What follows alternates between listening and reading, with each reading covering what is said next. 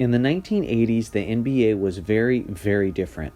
The game was much more physical, and a lot of the plays that are now called technical and flagrant fouls were just routine plays back then. The culture amongst the players was also incredibly different. Trash talking was at its peak, and players from different teams legitimately hated each other. Players were not going on cruise ships together or would ever be caught dead on a banana boat together. The off-season focus was on destroying one another and definitely not scheming to join forces. The competition was incredibly fierce, and there was no shortage of both personal and team rivalries. One of the most iconic teams of the 80s were the Detroit Pistons. The 1980s were physical days of basketball, but the Pistons took that to another level entirely.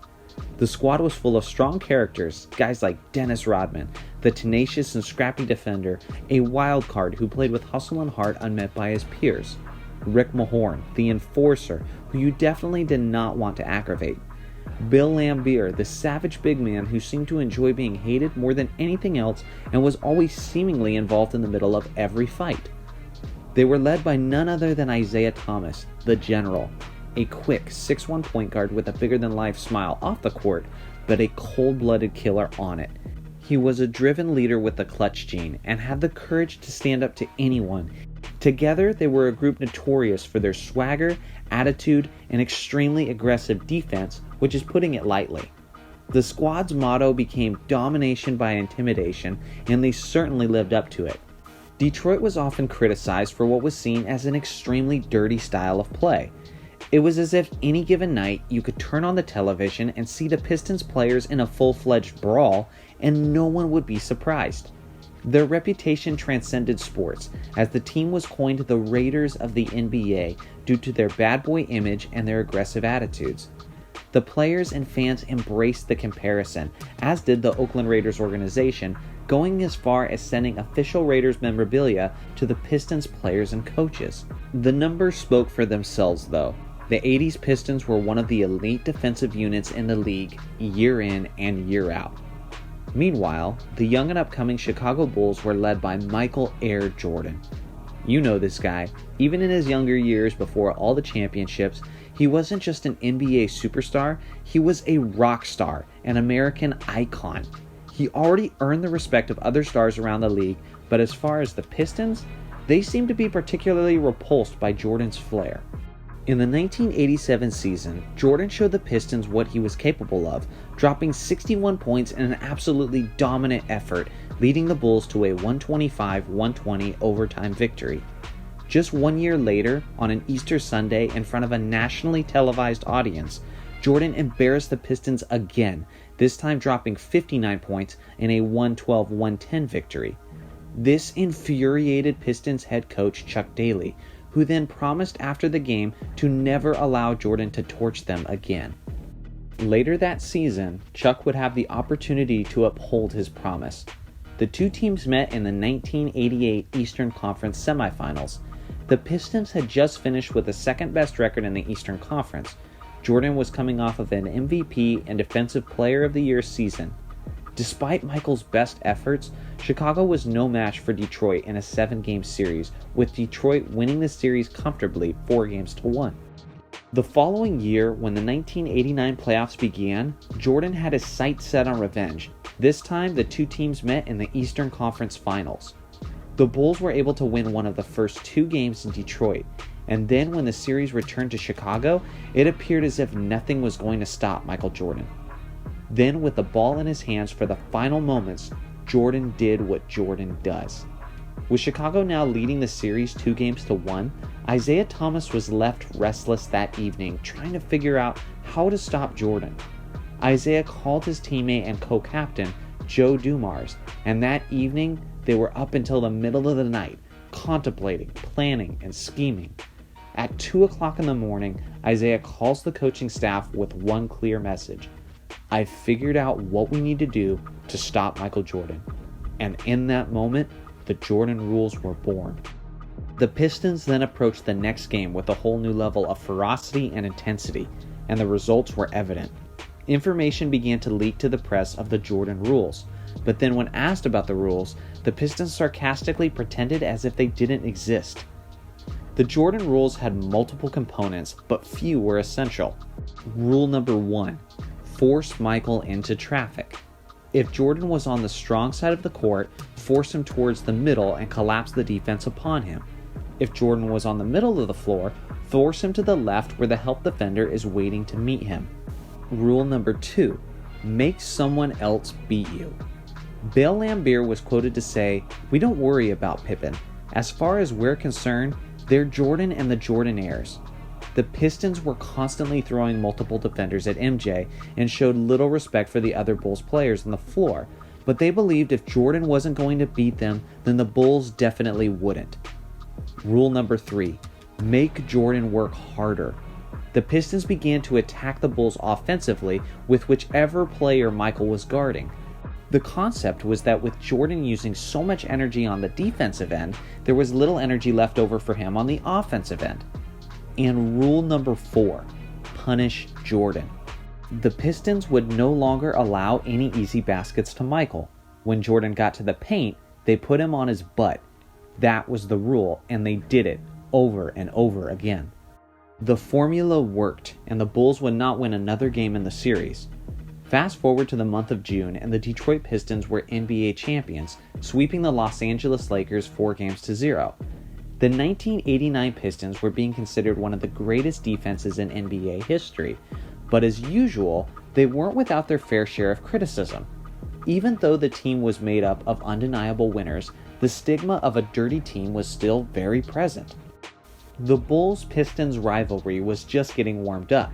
In the 1990 NBA playoffs, the Bulls and Pistons met again in the Eastern Conference Finals. It was an epic series with the Jordan rules in full force. Jordan was again being targeted and taking an overwhelming amount of physical abuse, but he was also getting his own. The progression and maturation of the Bulls team was clearly seen as they forced a Game 7 in Detroit, but Chicago still wasn't ready to dethrone the Pistons and lost in the deciding game, eliminated from the playoffs for the third straight year at the hand of the Pistons. The Pistons went on to win their second straight NBA championship. Michael Jordan was now hell-bent on revenge and spent the offseason in the gym growing stronger and preparing himself for the physical task of facing the Detroit Pistons once again. Jordan's supporting cast also had another offseason of maturation and growing as a better ball club. Another meeting in this rivalry was inevitable, and the two teams were set to square off again in the Eastern Conference Finals. The Bulls and their leader were stronger, faster, and just an overall better team than the Pistons. The age and wear and tear was beginning to show for the Detroit players, while Chicago players were all seemingly reaching their athletic peaks. It wasn't much of a series, but more of a statement. The Bulls dominated the Detroit Pistons and were on the verge of winning their fourth game of the series to complete the sweep over Detroit. The score was a blowout in favor of Chicago, and in the final minutes of the last game of the series, Isiah Thomas made one of the biggest decisions of his basketball career. The Detroit players had a brief discussion while on the bench of those last moments, and agreed that together they would head straight to the locker room before the final buzzer had even sounded. Their reign was coming to an end on their terms. With 7.9 seconds left, the Detroit Pistons left their bench, walking to the locker room while awkwardly passing by the Bulls bench, refusing to shake the victors' hands or even make eye contact with them. This was a huge slap in the face to Chicago for refusing to shake hands, which is customary for teams at the end of a playoff series. It was also a black eye for the image of the league. The respect level around the league for the Detroit Pistons had hit an all-time low. Meanwhile, the Bulls were moving on to face Magic Johnson and the Los Angeles Lakers in the NBA Finals. The Bulls went on to win the series in commanding fashion 4-1. Michael Jordan was now an NBA champion and on top of the basketball world. Summer of 1991, just days after the NBA Finals had come to a close, the official selection committee for the USA's Olympic basketball team were making their selections as to which NBA players would be representing their country for the 1992 Summer Olympics in Barcelona. This was a huge deal. It was the first time in history that NBA players would be representing the USA in the Summer Olympics. The timing could not have possibly been any worse for Isiah Thomas. The committee selected Michael Jordan, Magic Johnson, Larry Bird, Scottie Pippen, Clyde Drexler, Charles Barkley, David Robinson, Chris Mullin, Patrick Ewing, Karl Malone, John Stockton, and the college phenom Christian Laettner. This team went on to be famously known as the Dream Team, arguably the greatest basketball team ever assembled.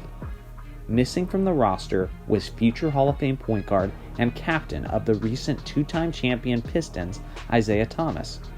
If talent alone was the determining factor in the selection process, then leaving Isiah off the team seemed like an obviously gigantic mistake.